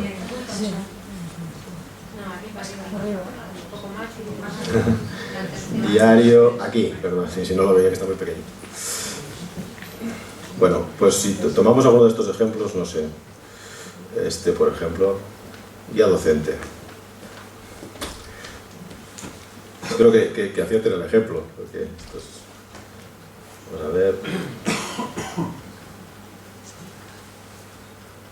Esta explicación un poco de la unidad didáctica, de por qué esta unidad, de no sé qué. Entonces, tiene que haber un apartado en el que hable... Bueno, aquí habla de cómo se trabaja, aquí habla ya de cómo se trabajan distintos contenidos a distintos niveles de exigencia cognitiva, de exigencia mental. La idea es que tú puedes trabajar cualquier tema, pero a nivel más de retención, de comprensión, o a nivel más elevado, ¿no? De análisis, de síntesis, de evaluación, de creatividad, sería el máximo nivel. Entonces, ya hay una primera definición de cómo trabajar los contenidos, pensando que hay unos alumnos que tienen que hacer unos mínimos, sobre el mismo tema, unos mínimos, y otros que pueden hacer actividades optativas, más allá de profundización, de mejora. Por tanto, ya una primera cuestión que tienes que determinar es sobre el tema que vas a trabajar, qué alumnos te van a llegar a un determinado nivel y cuáles podrán ir más allá. De todas maneras, debes decidir que todos deben al menos llegarte a este nivel mínimo, porque menos de eso no podría consentirse. Trabajamos para que sean ciudadanos, autónomos. Por tanto, deben, al menos el nivel debe permitirles hacer algo con eso que les permita integrarse en la sociedad, ¿no? Están los contenidos que se trabajan, etcétera, la evaluación de la unidad, y ahora vendría, espero, la parte de atención a la diversidad está aquí. Están los alumnos de toda la clase, todos, están con iniciales, claro. Entonces, como veis, nosotros lo que hemos determinado es decir, bueno, a ver, ¿qué nos interesa de un grupo de alumnos para ajustar lo que enseñamos a sus características? Entonces hemos determinado, ¿cómo diríamos? Si yo tengo que hacer un vestido a medida, debo tomar pues el largo, ancho. ¿Cuáles son las medidas que debo tomar de una clase para ajustar lo que les voy a enseñar? Entonces, nuestra pregunta es, bueno, me interesa sobre todo saber esta clase cómo es aprendiendo. Y cada alumno cómo es aprendiendo, cada alumno. Entonces, bueno, decidimos que los factores que mejor definían cómo aprende un alumno eran estos. Entonces, de cada uno tenemos sus conocimientos previos sobre el tema a trabajar. Si prefieren trabajar, si cuando reciben la información, trabajan mejor si la información les entra por la vista, por el oído, o la tienen que tocar. Por supuesto, si el niño es amblíope y tiene deficiencia visual, pues su preferencia será pues tocándolo y escuchando, claro. Pero otros no, quizás. Fíjate que aquí no sabemos si uno tiene síndrome de Down, es amblíope, sordo o nada, no lo sabemos. Lo que no sabemos es cómo aprende, no lo etiquetamos. Queremos saber cuáles son sus características para aprender. Luego, output, que sería ese niño, esa niña, para explicarse, para demostrar lo que ha aprendido, lo hace mejor explicándose oralmente, escribiendo o señalando, porque a lo mejor es un niño que tiene dificultades motóricas y señalándolo en un ordenador lo puede hacer. Estoy hablando de casos ya un poco especiales. La tercera cosa que miramos, ¿este niño necesita muchas consignas, instrucciones, mucha ayuda o es muy autónomo aprendiendo? Hay niños que prefieren trabajar a su bola y con pocas explicaciones y otros necesitan que les guíes mucho, que está muy encima. ¿Es persistente trabajando? Hay niños que pueden estar concentrados más de 15 minutos en una misma cosa y otros que no son incapaces. Persistencia baja, persistencia alta. Hábitos de trabajo. Hay niños y niñas que, bueno, son algo más cuidadosos haciendo su trabajo, más disciplinados, cumplen un poco las normas que les das. Otros, pues son muy poco sistemáticos, muy desordenados. Motivación. Hay niños más interesados y menos en las cosas que explicamos en clase. Interacción. Hay niños que cuando funcionan mejor es que cuando funcionan con otro que les ayuda. Aquí vais a trabajar el tema de la idea en pareja. Bueno, pues es una idea interesante, ¿no? Hay niños que pueden ayudar a otros a leer y a mejorar lo que leen. Y cuando un niño hace de profe de otro, aprende más, porque aprende para él y para enseñarlo a otro. Hay otros niños, en cambio, que en cualquier tipo de situación, oyendo al profesor o en un grupo más grande, hablando, leyendo, aprenden. Esto no tienen problemas. Otros que cuando aprenden de verdad es cuando están solitos con el profesor y el profesor les explica 4 cosas. A lo mejor en toda la semana es el único momento que aprenden algo. Hay otros, en cambio, que pueden trabajar con 2 o 3 en un grupo pequeño sobre el mismo tema. Bueno, aquí estamos viendo, por lo tanto, si son capaces de trabajar por parejas, con otros, de forma participativa, etc., ¿no? Esto, perdón, era el penúltimo, que es preferencia de agrupamiento. Par, individual, grupo pequeño, grupo grande. Interacción no. Interacción es, hay chicos y chicas que solo trabajan bien con otros si se hace lo que ellos quieren. Esto le llamamos dominancia. Por lo tanto, se tiene que decir lo que ellos dicen. Son dominantes. Hay otros que si los otros participan, ellos participan. Pero si los otros no dan golpe, ellos tampoco. Les llamamos participativos. Y hay otros que son cooperativos, que estos hay pocos, pero son muy interesantes. Son niños y niñas que siempre ayudan a los demás, con independencia de los demás trabajen o no. Son líderes, tal, son prosociales. Finalmente, el ritmo de aprendizaje. Hay chavales, niños y niñas que les dan una tarea y la acaban rápido, y otros, en cambio, que van lentos. Que acaben rápido o lento no quiere decir que sean buenos o malos, que lo hagan bien o mal. A veces lo hacen rápido, pero no bien. Y a veces los lentos lo hacen bien. Generalmente el que va rápido lo hace bien y el que va lento lo hace mal, pero no siempre. Es así. Bueno, esto nos permite ver cómo es esta clase. Ahora contaríamos, veríamos un poco los resultados. No sé si estos han puesto unas estadísticas. A ver. No sé si han puesto histogramas. No, en este caso no han puesto histogramas. Pero bueno, en general, un poco de aquí podríamos sacar cómo es esta clase, ¿no? Y diríamos, esta es una clase visual. El 80% de los alumnos le va mejor y retiene mejor información que les entra por la vista. Tenemos que trabajar mucho con materiales visuales. Es una clase que trabaja bien en grupos pequeños, sobre todo. Entonces hay que trabajar más en grupos pequeños. Tenemos 2 alumnos que realmente tienen que trabajar solo con otro, que es cuando tendremos que buscar algún momento en que el profesor o un alumno aventajado les ayude. Mejor eso que nada, que estén ahí como un mueble y no hagan nada. Claro, estamos pensando en un aula donde el profesor a veces da charlas a todos, pero a veces hace grupos. Y por lo tanto, el profesor está en medio del aula con un niño al que ayuda directamente, pero está controlando lo que pasa. Entonces hay 2 que están trabajando juntos escribiendo una cosa. Hay uno que está buscando una cosa en internet. Hay 5 que están discutiendo sobre un tema y uno toma notas. Es una clase en la que hay agrupamientos flexibles. En otros momentos el profesor, os digo, es el que habla a todos, les da la información. Cuando terminan esa clase igual pide al profesor, bueno, ¿qué habéis aprendido? Y cada uno aporta lo que ha aprendido y lo engancha en un lugar o lo resume. Bueno, pues hacemos eso. Entonces, claro, hay que partir de unos elementos que te permitan decir cómo es esta clase y cómo puedo ajustar lo que enseño a esta clase. A veces, con suerte, tienes 2 alumnos con dificultades, los demás, en cambio, no. Claro, cada clase tiene un perfil muy distinto. Entonces, intentamos buscar estos factores para ver cuál es esa diversidad, cómo definirla y cómo hacerles, como os decía, un vestido más a medida, ¿no? de sus características. No sé si contestas. Bueno, en todo caso hay otros ejemplos, y en algunos ejemplos que veréis se sacan ya unas estadísticas del grupo. Entonces ves muy claramente si son de un tipo o de otro la clase. Luego también esto te permite hacer otra cosa muy interesante, es qué alumnos pueden ayudar a otros. Tú puedes decir, bueno, yo quiero potenciar que este niño aprenda mejor, por tanto le voy a poner a Menganito y Juanito, que tienen conocimientos altos, están motivados, son persistentes, tienen buenos ámbitos de trabajo y son cooperativos. Estas son las características del que puede ayudar. Si ese niño, en lugar de cooperativo, es dominante, malo, ya no va tan bien, para que ayude a otros. Pero si tiene esas características, puede ayudar a otro. O tú puedes decir, oh, no, lo que quiero es trabajar más el hecho de que tenga buenos hábitos de trabajo. Voy a poner a este con estos 2 para que le ayuden y para que le contagien. Porque tienen buenos hábitos. Y voy a trabajar hábitos de trabajo. O voy a trabajar, no sé, autonomía o persistencia. No siempre tienes por qué trabajar con solo conocimientos. Pero esto te permite tomar decisiones sobre a quién pones con quién. Porque muchas veces olvidamos que en la clase los alumnos son fuente interesante de ayuda. Y parece que todo lo tengamos que hacer nosotros. Y los alumnos aprenden mucho de sus iguales. Por lo tanto, pero lo que no se puede hacer es dejarlo al azar. ¿A quién pongo con quién para que se aproveche de eso? Esto te permite un poco tomar decisiones más argumentadas. Es muy profesor, oye, menganito como es, el profesor nos da esta información, pero luego le preguntamos a otro profesor sobre los mismos alumnos, y la información es distinta, claro. Ese alumno que era poco autónomo, no sé qué, poco motivado, ahora es muy motivado, muy autónomo, y es verdad, no es una mentira, es verdad, porque los alumnos cambian en cada clase y en cada materia, pero es interesante porque tienes una panorámica distinta, decir, no es que sea así, en mi clase es así, yo lo veo así, pero es interesante ver cómo algunos alumnos pues, pueden mejorar el concepto que tenemos de ellos si viéramos cómo son representados por otros, ¿no? Sí. Y todas las fases de análisis que hacéis, ¿cómo recoges estos datos? Es un poco lo que dice cada profesor. Claro, estos datos los puedes coger de distinta manera.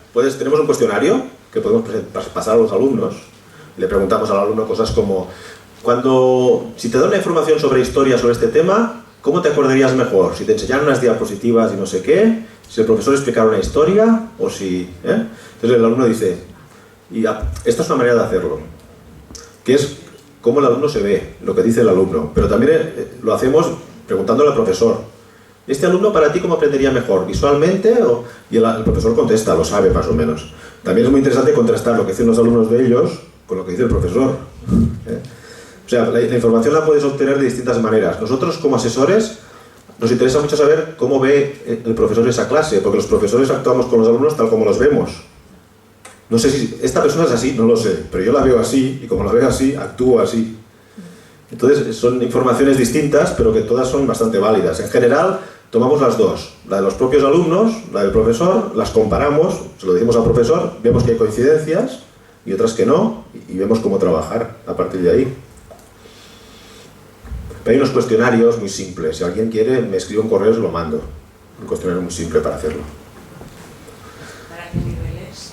Para secundaria. Sirve para secundaria tanto obligatorio como bachillerato. Podría ser. Pero se podría adaptar a primaria. Porque las preguntas son eso. La pregunta básicamente es, ¿te acuerdas más de las cosas cuando las has visto, cuando las has oído, cuando las has tocado? O sea, se podría ajustar. Si alguien de primaria quiere, también se la envío. Seguro que la puede ajustar. Es un cuestionario que no tiene más complejidad. Bueno. ¿Qué más cosas os pueden interesar?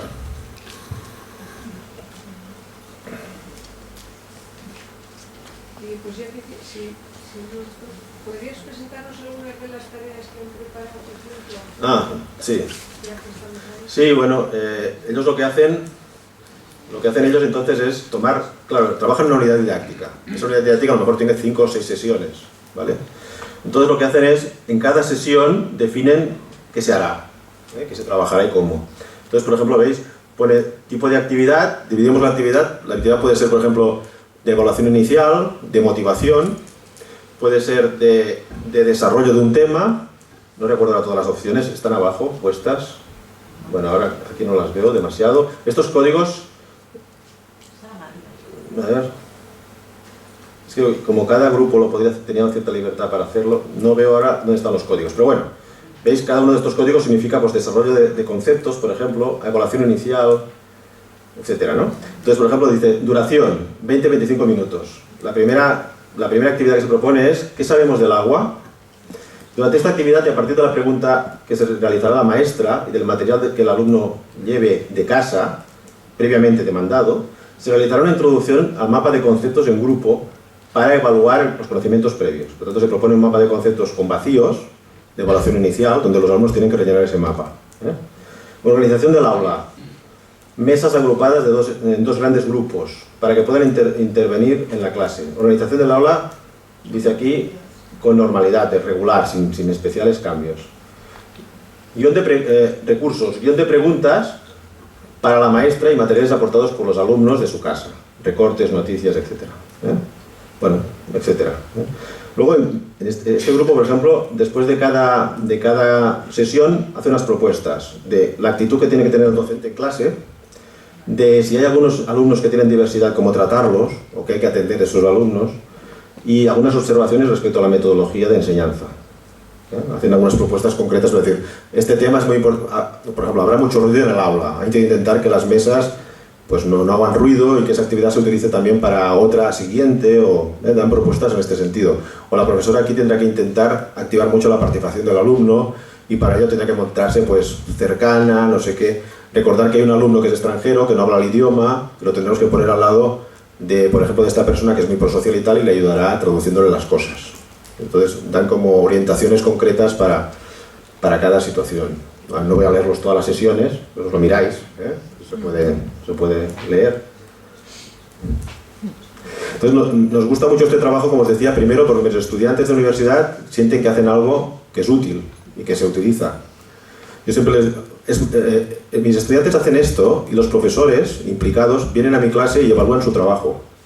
O sea, mis estudiantes les presentan esto y los profesores les dicen, la primera vez que vienen les dicen, esto que has hecho está muy bien, es muy chulo, pero tenemos que utilizar, no sé, un retroproyector y no tenemos en la escuela. O esto está muy bien, pero tengo 5 sesiones, lo que han hecho es para 12 sesiones. Es imposible, ¿no? Etcétera, ¿no? Les ponen en realidad. Y ellos corrigen su unidad en función de los comentarios. Y los profesores de los centros les dan un punto la nota a ellos. Por lo tanto, evalúan también su trabajo. Y después los profesores, como os decía, se comprometen a aplicar la unidad en el segundo semestre. Entonces, me parece importante por eso, porque por una parte mis estudiantes están motivados porque lo que hacen encuentran que es útil y tiene que ver con lo que harán cuando sean asesores. Y los profesores, bueno, más o menos les parece que puede ser interesante que alguien les ayude, no tienen tiempo a veces para pensar en determinadas cosas, en elaborar materiales, y ellos lo hacen por los profesores. Y los profesores lo aplican, ¿no? Ya os decía, los mejores trabajos, además, como se publican, pues para ellos representa, claro, un reconocimiento, ¿no? Que esto esté en público y gente lo utilice y lo lea, ¿no? Entonces, bueno, me parece, claro, muchos de esos trabajos son muy productivos. Imaginaros que entre todos los que estamos aquí nos pusiéramos de acuerdo en que cada uno de vosotros, vuestra mejor unidad didáctica, la podríamos publicar y la compartiéramos todos. Bueno, en poco tiempo tendríamos todas las asignaturas ya hechas. Si además esa propuesta que hagáis de vuestra unidad la podríamos revisar algunos, mejorarla, dar orientaciones para mejorarla un poco, y cuando la saquemos a lo público sean ya, como diríamos, buenas unidades que han pasado por un proceso, ¿no? Que se han optimizado, pues tendríamos un bagaje todos juntos impresionante. Entonces, claro, es todo lo que permite una comunidad de trabajo, ¿no? Y además es sostenible, en el sentido de que a mí me molesta mucho cada año tirar los trabajos, tirar papel. De esta manera, digamos, los estudiantes pueden incluso coger una unidad que ya se ha hecho y mejorarla. Entonces se trata de construir sobre lo que ya hay, no hacer cosas cada vez, la misma cosa y tirarla. Cada año es distinto el trabajo, porque cada año es distinto el profesor o la unidad, ¿no? Son profesores voluntarios. Lo digo porque, bueno, seguro que en institutos puedes hacer cosas que sean claramente sostenibles, materiales que se puedan colgar en un blog, donde los estudiantes puedan, ya se hace, donde puedan poner su nombre, pero que realmente sean buenas cosas, bien hechas, útiles para otros centros, hacer intercambio entre centros sobre determinados materiales, un banco de datos de pruebas de evaluación. Perdona. Sí. Tenéis, pegó mucho secundaria, bachiller, tal. ¿Tienes trabajos estos para infantil? Para infantil no, para primaria. ¿Para infantil no tenéis nada? Para infantil no hemos tenido propuestas o profesores de momento. Hemos tenido claro, son profesores voluntarios y utilizamos centros que más o menos están en la zona y que se dejan. Y los profesores que quieren. Entonces no hemos hecho de momento. De todas maneras, a ver, es que infantil lo hacen bastante bien los de infantil. Que tampoco... Muy bien por ti. No, pero yo a veces digo en broma que hay que preescolarizar la educación, hay que Es una capacidad que hay que empezar a trabajar esto. Y digamos que las bases hay que trabajarlos antes de los 7 años. Y claro, cuando ya son más autónomos, el alumnado, cuando ya empiezan a ser, es cuando parece que la gente se anima, ¿no? Y en infantiles, lo hacéis muy bien, lo sé, pero bueno, también claro, estaría bien que los expertos, pues... todo es mejorable. Bueno, está claro, la gente que enseña magisterio de infantil, hace prácticums, hace cosas, claro, yo me dedico más a formar a psicopedagogos, ¿no? A futuros asesores. De hecho, ya me cuesta a veces a los de psicología convencerles de que esto es psicología, que no tienen muy claro que eso, o sea, de su ámbito, os digo que es psicología escolar, de la educación. Pero, no, lo he dicho antes así un poco a la ligera, pero sí que creo, sinceramente, mi experiencia es que las profesoras yo tengo en psicopedagogía muchas profesoras de infantil, que estudiaron infantil y hacen psicopedagogía. Mi experiencia es que son buenos profesionales en general, porque claro, trabajan desde la perspectiva que decimos, ¿no? Muchas veces. Lo malo es que luego cuando llegan a primaria, a secundaria, los acabamos de rematar, ¿no? Esto que lo digo es un poco duro, pero claro, dejan de ser oídos, manos, boca, para convertirse en orejas, básicamente, ¿no? Y dejamos de trabajar aspectos más generales, procedimientos y tal, actitudes, porque se considera que eso no tiene valor ya. Yo creo que perdemos oportunidades. Y siempre digo, y es verdad, que los niños y niñas de infantil, si un tema no les interesa, se van. Estoy hablando con ellos y si no les interesa, se largan. Afortunadamente los de secundaria en general aún no se nos van. Aunque lo que les expliquemos sea un peñazo, no se nos van, ¿no? Ustedes aquí también, algunos de ustedes que se ha quedado medio dormido, me han aguantado porque son muy educados. Pero los de infantil no, los niños de infantil se largan. Por lo tanto es difícil, digamos, trabajar con infantil y controlarlo, ¿no? O sea, yo creo que sí que es verdad que tienen habilidades. Lo que ocurre es que también es cierto que luego las cosas, bueno, ya sabemos que el sistema se complica, los pupitres se complican, los espacios se complican, todo se complica bastante, ¿no? Por eso decía, se puede hacer y se podría hacer y mejorar, ¿no? Pero es verdad que quizás de todo el sistema educativo son los que menos necesiten muchas orientaciones. Bueno. La autoestima... Bueno, Bueno. Que ahí ha subido la autoestima de varias personas aquí. No, pero lo creo. Sí. Bueno, no sé si no hay otra consideración. Las de infantil, ¿no? Pues de nuevo muchas gracias, y estoy a vuestra disposición, pues si necesitas cualquier cosa, correo y tal, pues